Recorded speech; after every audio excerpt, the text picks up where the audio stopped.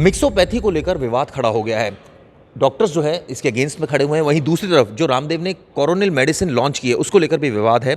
बात करने के लिए हमारे साथ डॉक्टर पुनीत धवन मौजूद है, डॉक्टर पासी मौजूद है। पुनीत धवन डॉक्टर से बात करते हैं। सर, ये जो मिक्सोपैथी को लेकर क्या नज़रिया डॉक्टर्स का और क्या डॉक्टर्स की मांग है सरकार से? डॉक्टर्स की मांग तो पब्लिक के इंटरेस्ट की मांग है। मिक्सोपैथी इज़ एक अनदर लफ्ज़ है ये खिचड़ी पैथी के लिए। हम किसी सिस्टम के अगेंस्ट नहीं है, हम आयुर्वेदिक के खिलाफ नहीं है, हम यूनानी के खिलाफ नहीं है, हम होम्योपैथी के खिलाफ नहीं है।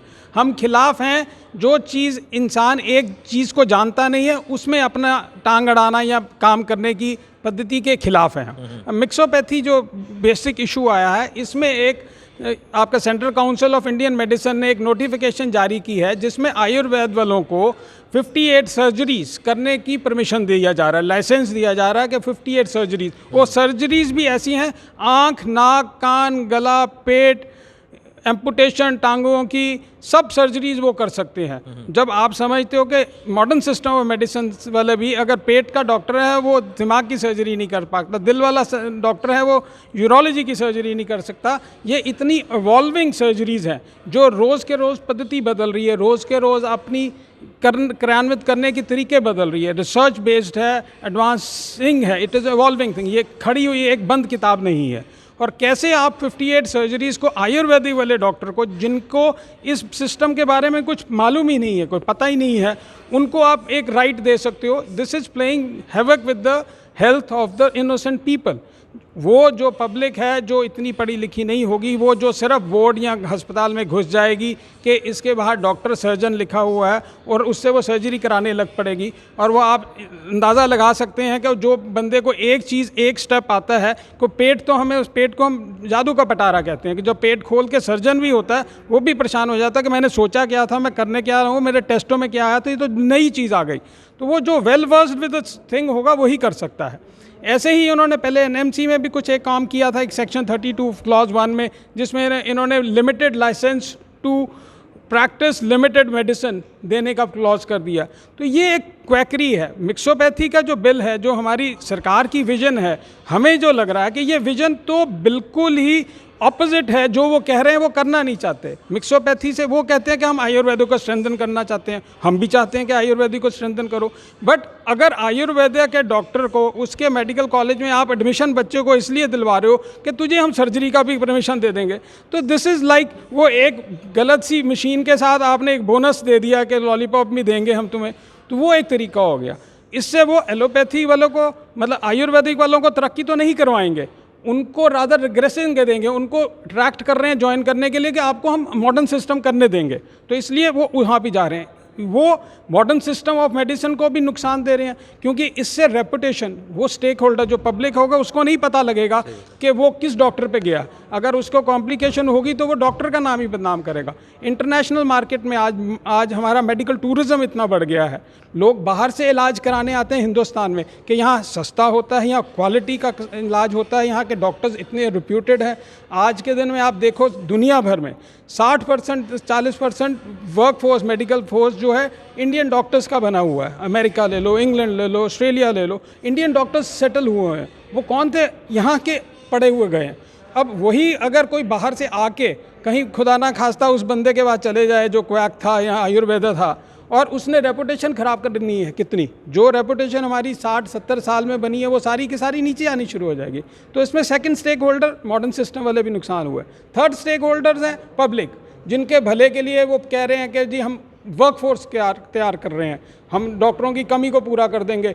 तो क्या झोला छाप डॉक्टर या अनक्वालिफाइड डॉक्टर को या सेहत से सिर्फ खिलवाड़ करने के लिए, सिर्फ खाना पूर्ति, सिर्फ कागजी कार्रवाई करने के लिए कि नंबर हमारे प्रैक्टिशनर्स के बढ़ गए, हमारे पास 2 बंदे कुर्सी पे बैठने वाले पीएचसी में भी थे, उस मकसद से कर रहे हैं, तो I think it is a populistic move. It is not in the interest of the government public.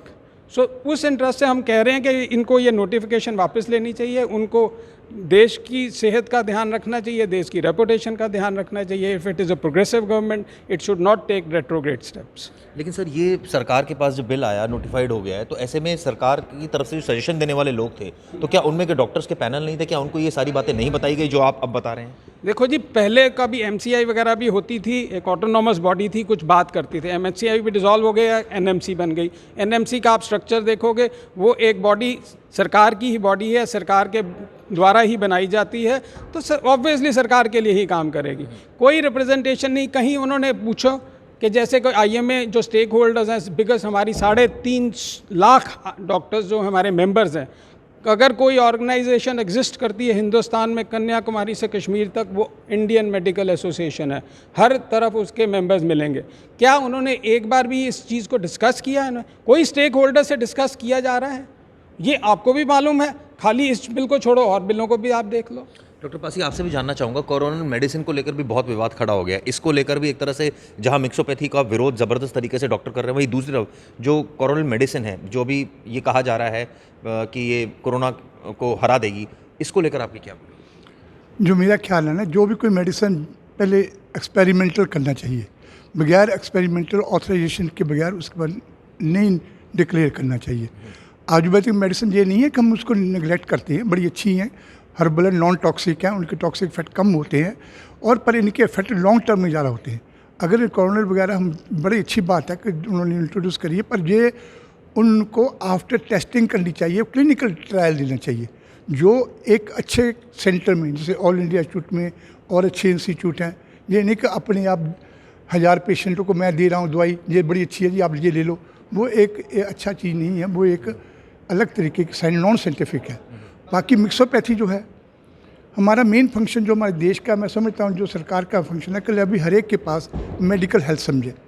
क्योंकि एलोपैथ डॉक्टर हम समझते हैं कि बहुत से एलोपैथ डॉक्टर गांव में नहीं जाना चाहिए, पर मैं ये चाहता हूँ कि दुनिया में इतनी कंट्रीज़ हैं, इतनी ब्रांचेस कहीं नहीं है सिवाय इंडिया में. इंडिया में ही सो मेनी पैथीज़ है, homeopathic, allopathic pathy, homeopathy, Ayurvedic, यूनानी, आयुष, और बाकी ये इवन इलेक्ट्रॉनिक अब शुरू कर दिया, इलेक्ट्रिक पैथी शुरू कर दी है. पर ये एक करने बजाय हिंदुस्तान में, इंडिया में एक यूनिफॉर्मिटी होनी चाहिए. बजाय एक मिक्सोपैथी करने के इनको यूनिपैथी करनी चाहिए. और जो प्रेजेंट डॉक्टर्स अगर हैं, BMS, BHMS, अगर उनको एलोपैथी देनी है तो उनको पहले 2-3 साल ट्रेनिंग देनी चाहिए. जैसे हम अगर हिस्ट्री लें, पहले MBBS नहीं था, पहले LMS और LSMF था. उनको हम लोगों ने क्रेडेंस कोर्स करवाया 3 साल का, तब उनको MBBS डिग्री दे दी, ताकि वो सेम फ्लो में आ जाएं. और आफ्टर उसके बाद पोस्ट ग्रेजुएशन करें, सर्जरी में करें, आई में करें, एक प्रॉपर वे में, साइंटिफिक वे में सिस्टम बनाया जाए. उसके लिए ये बहुत जरूरी है, ना कि वोट की राजनीति के लिए सबको कर दिया, कभी तुम वो कर दिया, कुछ वो प्रेशर डालें. उनको एक सिस्टम बनाना चाहिए, एक सोसाइटी बनानी चाहिए, एक कॉन्फ्रेंस डिस्कस करना चाहिए, including all the doctors, homeopathy, Ayurvedic के लिए भी वो क्या कैसे हेल्प कर सकते हैं इन दिस सिस्टम, ताकि देश के हर एक आदमी को समानता मिल सके. ये नहीं कि आदमी बगैर केयर के गांव में रह जाए.